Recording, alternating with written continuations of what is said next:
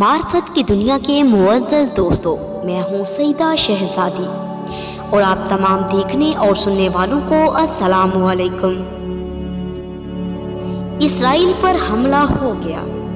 क्या इमाम महदी अलैहिस्सलाम के ज़हूर की बड़ी निशानी पूरी हो गई है? क्या इसराइल के हमले के बाद और बैतुल मुक़द्दस के शहीद होने के बाद इमाम महदी अलैहिस्सलाम ज़मीन पर उतर आएंगे? क्या इमाम महदी अलैहिस्सलाम के ज़हूर में चंद ही लम्हे बाकी रह गए हैं?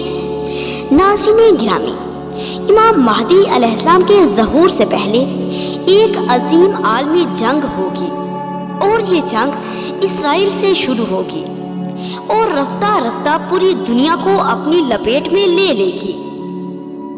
इस जंग के बाद जो चंद जिंदगियां बच जाएंगी वो जिंदा रहने पर मौत को तरजीह देंगी, क्योंकि इसके बाद शदीद कहत होगा, खुश्क साली होगी, जमीन अनाज उगाना बंद कर देगी, हर तरफ भूखो अफराज का दौर दौरा होगा।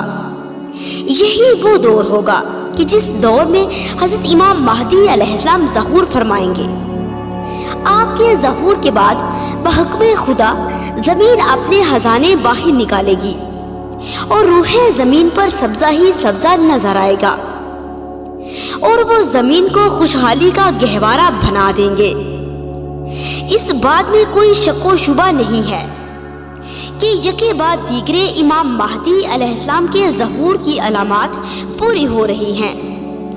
पूरी दुनिया में इंतहाई जुल्म बर्बरियत, जलजले और आंधियों का आना, मक्का के क्लॉक टावर से आसमानी बिजली का टकराना और इसके बाद इसराइल पर हमले का होना इमाम महदी अलैहिस्सलाम के ज़हूर की अहम तरीन निशानियों में से एक है। नाज़रीन गिरामी, इस बात को ज़हन में रखिए कि जिस आलमी जंग का जिक्र अहादीसे मासूमीन अलैहिस्सलाम में मिलता है, इस आलमी जंग की इब्तिदा इसराइल ही से होगी। किबला अव्वल बैतुल मुक़द्दस को शहीद कर दिया जाएगा और ये जंग पूरी दुनिया में फैलेगी। इस जंग की मुद्दत कितनी होगी, इस बात का खुदा के अलावा किसी को इल्म नहीं है। अलबत्ता इसके बाद सरकारे इमाम महदी अलैहिस्सलाम तशरीफ ले आएंगे और ज़मीन को अमन का गहवारा बना के हर जुल्म जाबर इंसान का कला कमा कर देंगे।